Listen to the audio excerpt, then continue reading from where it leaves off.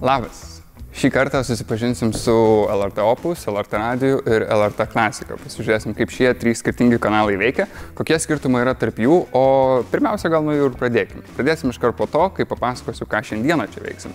Tai šiandien turėsim progą susipažinti su įvairiausiom įrašų studijom. Be proto džiaugiamės, kad galim būti šio projekto tam tikrą dalimi ir pasidalinti žiniomis, kurios tikime, kad jums padės įgyvendinant, manyčiau, kad visai nelengvą projektą.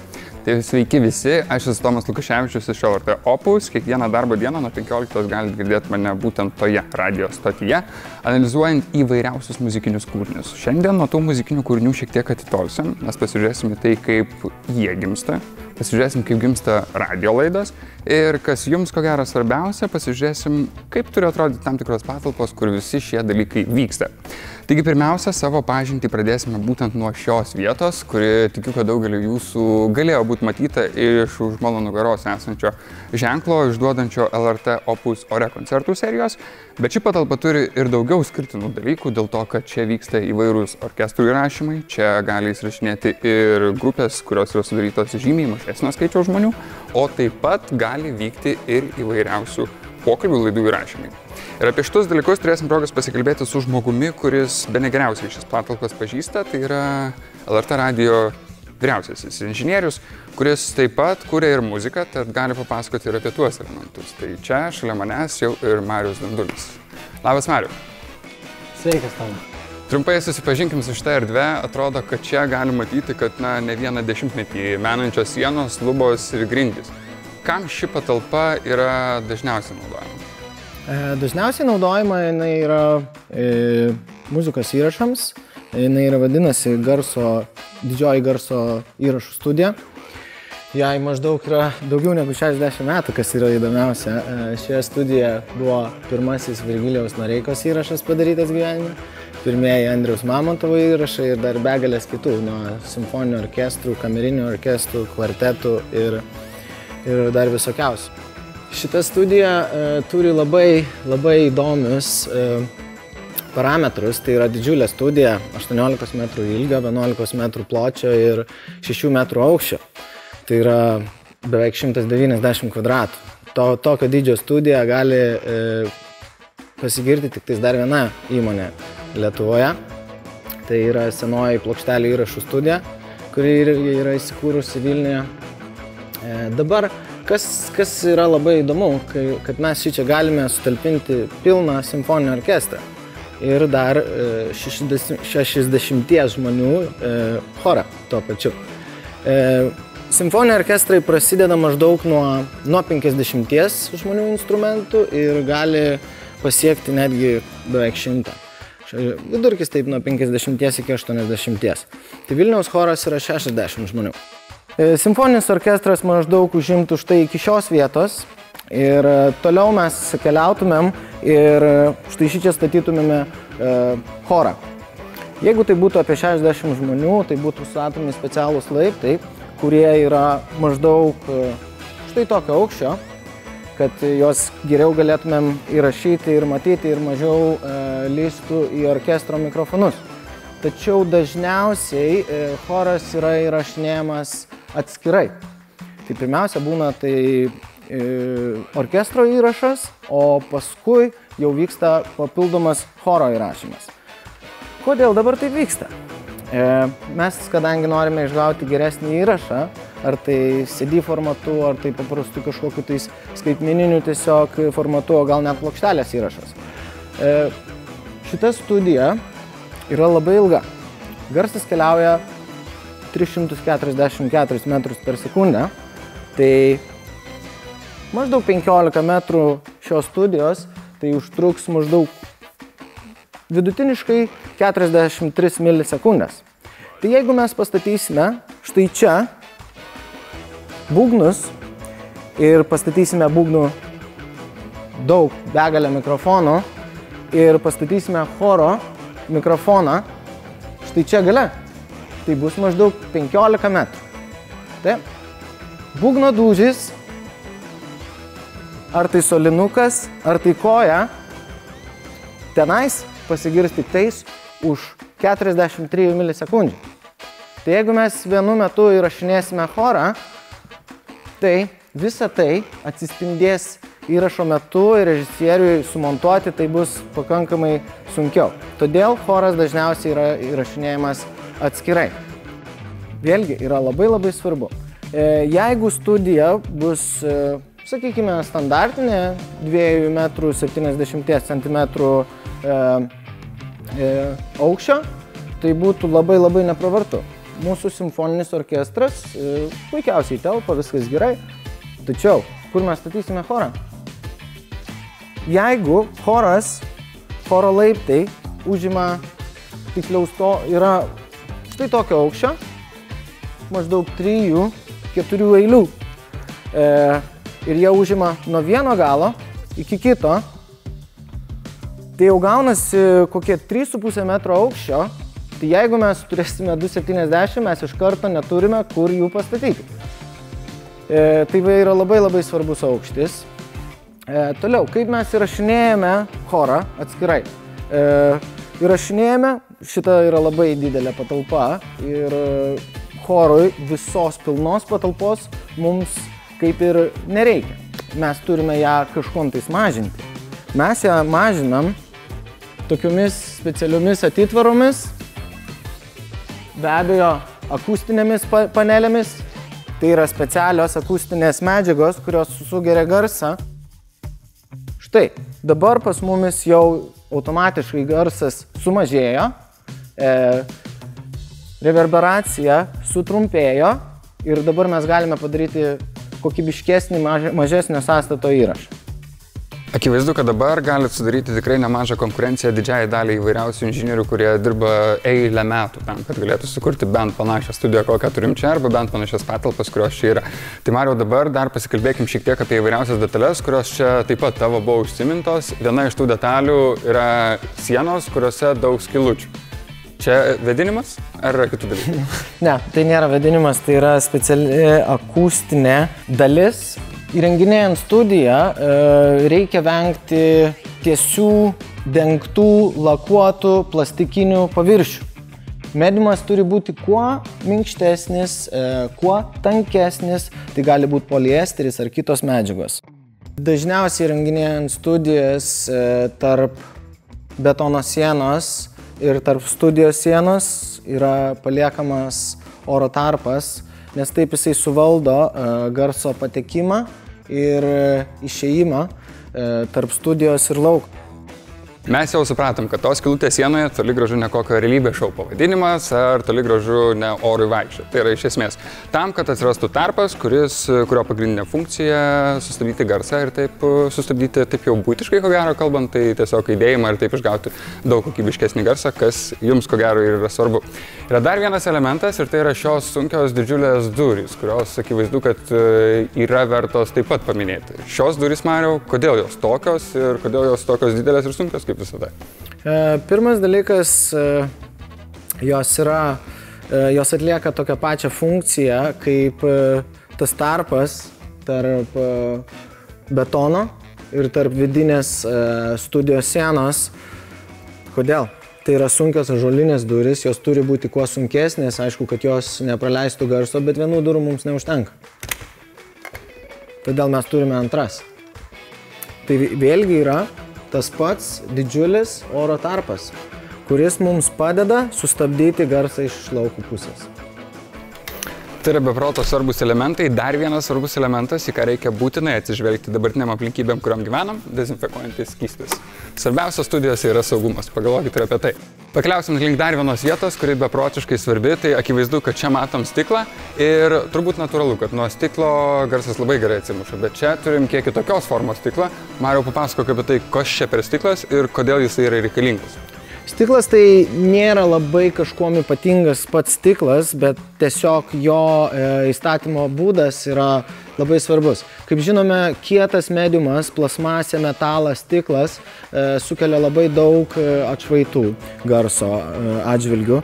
Tai mes norime išvengti tokio konkretaus, sunkaus mediumo, bet mums jo vis tiek reikia, kad galėtų režisierius komunikuoti ir su muzikantais ir tokiu būdu mes negalime uždengti jo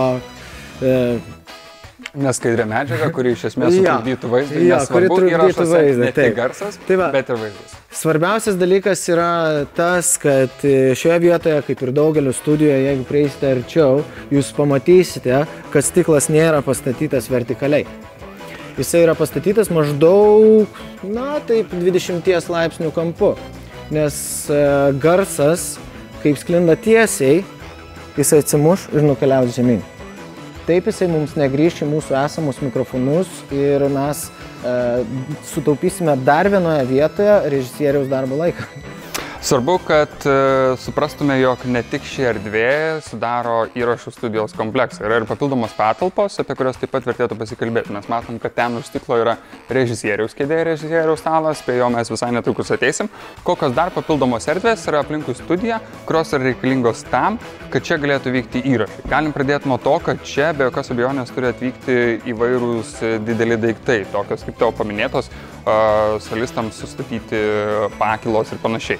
Kur šie dalykai yra saugomi ir kam jie yra reikalingi? Kadangi tai yra dideli daiktai, o studijose, įrašų studijose nieko pašalinio negali būti, nes viskas lemiasi ir susideda į finalinio įrašo kokybę. Deja, mes tokių dalykų negalime laikyti studijoje, jie turi kažkur tais iškeliauti, turėti saugyklas ir panašiai. Tačiau, kadangi ši studija, mes labai džiaugiamės, kad ši studija yra labai turtinga ir mes turime tokią malonę, kaip yra trečioji patalpa.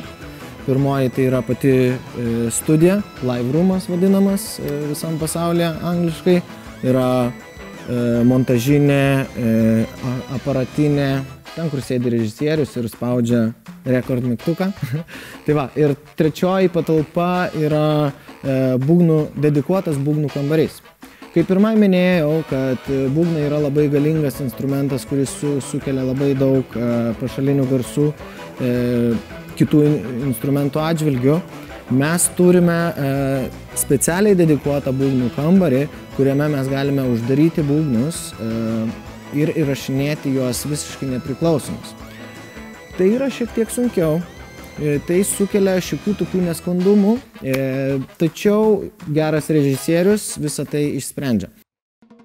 Atvykom į patalpą, kur toli gražu ne kiekvienas patenka ir ne visos grupės gali čia užeiti, bet visos grupės nori, kad šitoj patalpoje viskas įvyktų nepriekaištingai gerai. Tai ateikim čia vėl pas Marių ir pasižiūrėsim, kągi vis dėlto šiame kambaryje galima daryti, kodėl čia tiek daug kampuotų sienų ir banguotų lubų ir be jokios abejonės, kodėl ten tiek daug įvairiausių mygtukų. Mariau, kas čia per patalpa? Tai ši vieta yra garso įrašų radio studijos aparatinė, kurioje vyksta pagrindiniai įrašai, kur sėdi režisierius, daro įrašo miksą. Kodėl sienos yra vengiančios lygių plokštumų ir turi daug įvairių, atrodo, dirbtinai sukurtų kampų? Tai yra lyginai ta pati situacija kaip studijoje ir garsas keliauja tiesiai ir mes nenorime, kad jisai tiesiai atsimuštų, mes norime, kad jisai negrįžtų mums tiesiogiai, mes norime jį kažkur tais kitur nukreipti. Todėl mes turime banguotas lubas, turime banguotas kampuotas sienas, turime vėlgi labai daug skylučių, kurios irgi padeda akustiniu atžvilgiu. Akivaizdu, kad daugelis turim namuose savo įprastą įrangą, tai būtent per ją ir galėsime išgirsti tą čia sukuriamą garsą ir įvertinti, kaip daug skiriasi jis, ko gero, nuo profesionalios įrašų studijos. O dabar keliausime dar į vieną erdvę, kur vyksta kiek mažesni pokalbiai. Truputėlį pakeliui pasikalbėsim apie ją, o taip pat iškart po to laukia mūsų kelimasis į ten, kur vyksta tiesioginis eteris. Apžiūrėsime LRT Opus, LRT Radio ir LRT Klasikos radio stočių studijas, tai susitikim ten. Sveiki atvykę į LRT Opus studiją, dar dažais kvepinti studiją, kurią pasileidome rugsėjo 1 dieną, tuomet, kai LRT Opus šventė savo gimtadienį ir galiu drąsiai sakyti, kad tai yra viena tų studijų, kurią norėtų užsukti kiekvienas atlikėjas, o vedėjai iš vis džiaugiasi galėdami čia dirbti. Trumpai papasakosiu, ką mes čia turim ir ką čia galime nuveikti. Dabar atsinaujinusios galimybės mums leidžia dar geriau ir stipriau kurti turinį. Pirmiausia, tai pradėkime nuo to, kas mums yra svarbiausia. Tai žinoma, kad svečiai. Svečiai turi 3 vietas, turime iki 3 svečių priimti galimybę ir bendrauti su jais. Dažniausiai kalbamės apie įvairiausius kultūrinius veikalus, neretu atveju paliečiame muziką, teatrą, kiną, literatūrą, kalbame ir gyvenimo būdo temomis, tad iš esmės čia yra ta vieta, kur gimsta pokalbiai. Kur kas įdomesnė vieta yra tai, kur sėdi kiekvienas vedėjas. Tai čia mūsų kosmonauto laivo erdvė. Jeigu užsuksi truputėlį arčiau, aš parodysiu ir tai, ką visai netrukus galės išvysti didžioji auditorija. Susipažinsit ir su žmogumi, kuris gimdo visą šią video medžiagą, kurią jūs matot. Turėdami šį pultą mes turime galimybę kontroliuoti playlistą, kuris groja iš kompiuterio. Taip pat turime galimybę kontroliuoti mikrofonus. Turime galimybę pasijungti įvairiausias jungtis, kurios mums leidžia ir sukuria galimybę turėti gyvą grupę ir gyvos grupės pasirodymus. Turime aibę įvairios technikos, kuri yra skirta tam, kad galėtume tiek ir groti iš CD plokštelių, tiek ir turėti telefoninius skambučius, tiek ir turėtume galimybę kontroliuoti šviesas, kurios čia aplinkui mūsų yra. Tai kalbant apie radiją, reikėtų nepamiršti to, kad dabar keičiasi laikai ir akivaizdu, kad vizualusis radijas yra būtent tas taškas, į ką juda visi.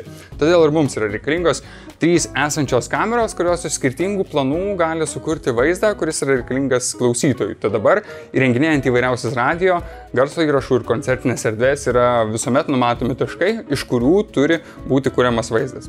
Taip pat yra numatomos vietos, kuriuose turėtų būti tvirtinami apšvietimo elementai. Tai čia galime matyti aibę studijinių kamerų, jos yra pritvirtintos ant atitinkamų fermų ir tai turi būtent sukurti tam tikras pozicijos, kurios leidžia sukurti reikiamą apšvietimą. Didžioji dalis technikos, kuri taip pat yra reikalinga mums darbui, yra pakabinta ant viršutinės dalies, kuri kamerose ir vaizde nesimato, tačiau yra labai reikalinga. Tai be jokios abejonės monitorinės kolonėlės ir 2 ekranai, kuriuose mes galime valdyti vaizdą. Yra dar keletas vietų, apie kurias reikia kalbėti ir kurias reikia parodyti, ir tai be jokios abejonės yra gyvų pasirodymų erdvė, tai mes ją turime būtent čia. Čia yra didžiaus erdvė, kur turime galimybę groti iš vinilinių plokštelių, groti iš skaitmenos, CD grotuvų, turime pilną valdymą ir čia. Tai yra reikalinga tam, kad galėtume kurti tą turinį, kuris iš esmės atitiktų daugelio mūsų vartotojų ir klausytojų poreikius.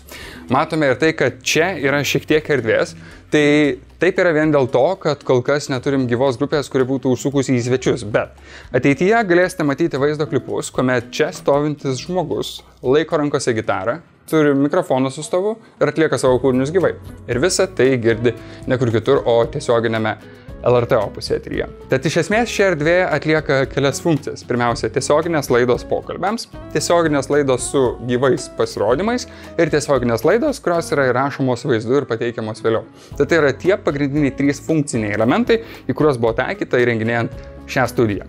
Mes vėl susipažinsim ir pasibendrausim su kolega Marium ir pasikalbėsim apie tai, kokios akustinės specifikacijos yra taikomos būtent šiai erdvei ir į ką yra svarbu atsižvelgti tam, kad čia kuriamas garsas atitiktų reikiamus standartus. Taip, tiesą pasakius, akustiniai sprendimai jie nelabai kažkuom tai skiriasi nuo paprastos garso įrašų studijos, nes vėlgi mums reikia kuo mažiau garso atšvaitų, kurie keliautų į mūsų naudojamus mikrofonus. Kadangi mes šioje studijoje neturime to vadinamo live roomo, atskiros patalpos, tai mums vėlgi yra labai svarbu, kad šita studija turėtų labai gerą akustišką atmosferą. Tai va, vietoj didžėjaus pultą, jeigu mes pastatome grupę, dėja mes negalime pastatyti didžiulio sąstato grupės, big bando ar kažkas panašaus. Pagrindiniai dalykai, kuom skiriasi radio garso įrašų studija nuo Opuso tiesioginių transliacijų ir pokalbių studijos, yra tai, kad čia yra pats svarbiausias greitis. Čia nėra laiko vėlavimui. Čia nėra laiko kažkokių specifikacijų keitimui per daug, nes viskas turi būti apskaičiuota, viskas turi vykti čia ir dabar. Viskas yra suderinta milisekundžių tikslumu ir dažniausiai šičia sėdintis vedėjas turi viską atlikti ypatingai greitai. Be jokios abejonės svarbu atkreipti dėmesį, jog akustinės savybės šioje studijoje yra šiek tiek kitokios dėl to turime papildomas medžiagas, kurios leidžia su garsu dirbti žymiai geriau. Tai yra plokštės esančios ant sienų, baltos spalvos, jos yra vienoje ir kitoje pusėje, kur vyksta pokalbiai tiesiogiai, o taip pat ant šoninių sienų turime plokštės, kurios turi skylutes, apie ką Marius jau pasakojo prieš tai buvo lankytoja mūsų studijoje, kur yra tam tikri tarpai, tam, kad susidarytų garso izoliaciniai momentai. Marijau, sakei pridėsi apie tai, kad čia yra ir tam tikri architektūriniai sprendimai, kurie yra svarbus tam, kad garsas, kuris yra čia, būtų kokybiškas. Vėlgi yra labai svarbu, tai yra kelias, signalų kelias, ryšių kelias tarp šios studijos ir centrinės aparatinės. Kadangi viskas vyksta real time, iš šios studijos turi garsas iškeliauti į klausytojo radio imtuvus. Klausytojo radio imtuve atsiranda garsas ne iš šios studijos. Jisai atsiranda iš Vilniaus televizijos bokšto, kas yra įdomiausia. Šioje studijoje yra paleidžiamas pagrindinis kūrinys arba yra tiesiogiai kalbama, visas šis signalas yra atiduodamas į mūsų radio centrinę aparatinę. Iš centrinės aparatinės jau jisai yra siunčiamas į televizijos bokštą ir iš televizijos bokšto signalas pasiekia jūsų radio imtuvuose. Štai toks traktas yra studija, centrinė aparatinė, bokštas ir tavo radija. Na ir dar keli svarbus elementai apie šią studiją, jog jūs visi lrt.lt portale nesunkiai atrasite tiesioginę transliaciją būtent iš čia. Įsijunkit, klausykit ir būkit kartu su LRT Opus.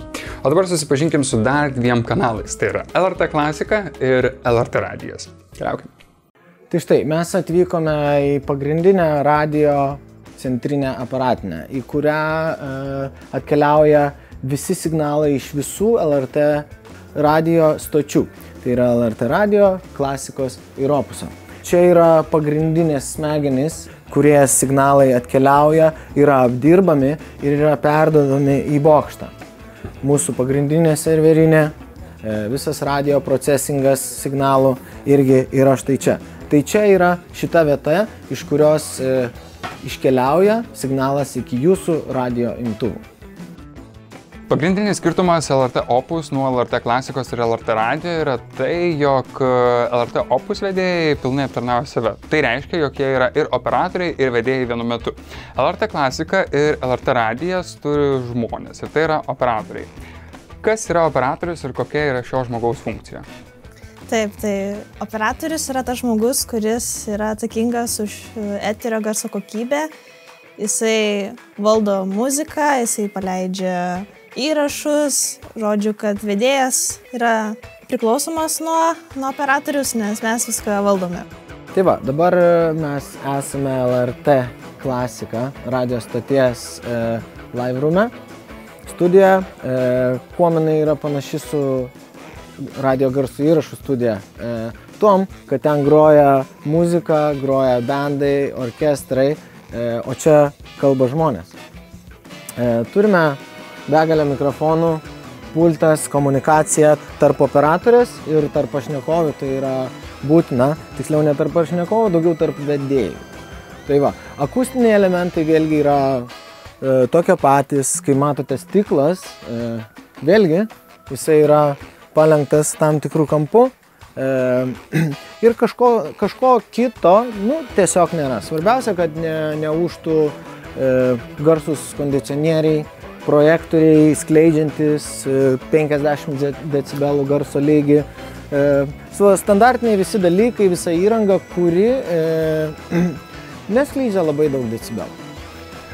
Dar vienas labai svarbus elementas čia, tai yra du žmonės, kurie leis mums truputėlį pajausti, kur kas ir kaip turėtų būti. Tai susipažinkit. Laura, kurią tikriausiai jau matėt, Laura gali ir pamojuot. Čia dažniausiai sėdi svečiai, susirenka LRT klasikos kontekste, tai dažniausiai žmonės, kurie bene geriausiai pažįsta būtent tą klasikinės kultūros visą spektrą. Taip pat yra nemažai pokalbio laidų, kuriuose nagrinėjami ir labiau platus elementai. Čia galim prisiminti ir Viktorą. Pasižiūrėkime bei susipažinkime su juo. Čia dažniausiai sėdi vedėjas, kuris iš esmės turi šiek tiek kitokią kontrolę, lyginant su tuo, ką mes galėjome matyti šiek tiek anksčiau, tiek ir LRT Opus radijos studijos kontekste, tiek ir operatorių kontekste. Jeigu pasižiūrėsime į būtent šią dalį, mes matysime, kad čia vedėjas negali kontroliuoti savo mikrofono garso lygio, negali kontroliuoti kitų įvairių elementų, nes viską už jį padaro ten sėdinti operatorė. Taip pat kalbant apie LRT klasiką, reikia pastebėti, kad čia dažniausiai vyksta būtent didžioji dalis įvairiausių pokalbio laidų ir gyvi pasirodymai čia yra itin laukiamas svečias, bet tai pernelyg dažnai nevyksta. Esame įrašų studijoje, kur yra įrašinėjami įvairūs pokalbiai, galim matyti stalą, kuris, manyčiau, kad daugeliui galėtų būti atpažįstamas, jeigu ši vieta būtų filmuojama, nes čia yra rengiama daug įvairiausių laidų. Kokios laidos čia yra rengiamos, turime progos sužinoti. Čia daugiausiai įrašinėjami pokalbių laidos.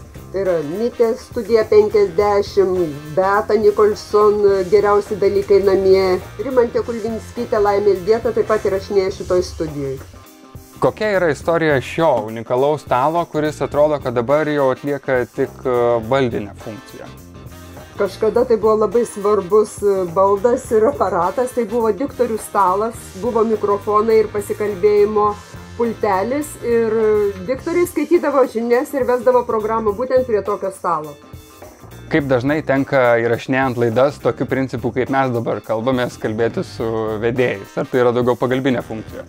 Taip, tai yra pagalbinė funkcija, bet tai yra pagrindinis ryšys su vedėjais, kai mes galim apsitarti prieš laidą. Aišku, įrašo metu tik tai ekstra atveju aš kišuosi į pokalbį, nes geriau turėti švarų įrašą, kurį paskui gali tvarkytis, bet tam tikras pastabas, korekcijas, mikrofonų nusistatymus galima aptarti būtent tokiu būdu prieš įrašą. Dar vienas labai svarbus elementas šioje studijoje, ką mes visi galime matyti, tai yra medžiagos, kurios panaudotos ant sienos. Kokią įtaką šios medžiagos turi akustiniam savybėm?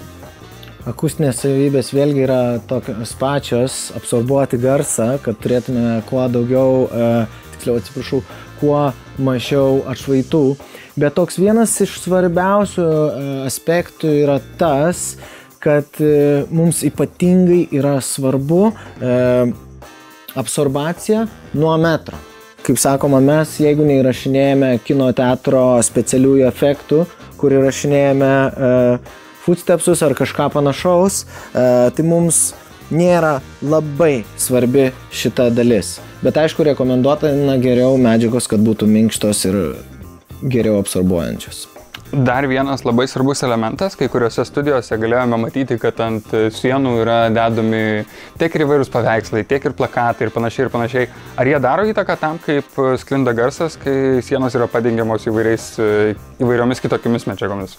Be abejo, kad tai daro įtaiką. Pirma įtaika, kad tai yra gražu, suteikia malonumo širdžiai, bet tai tikrai neturėtų būti įrašų studijoje, nei vienam live roome. Nebent tai yra gal medžiaginiai paveikslai, austi, megzti, kurie neturi jokios įtaikos.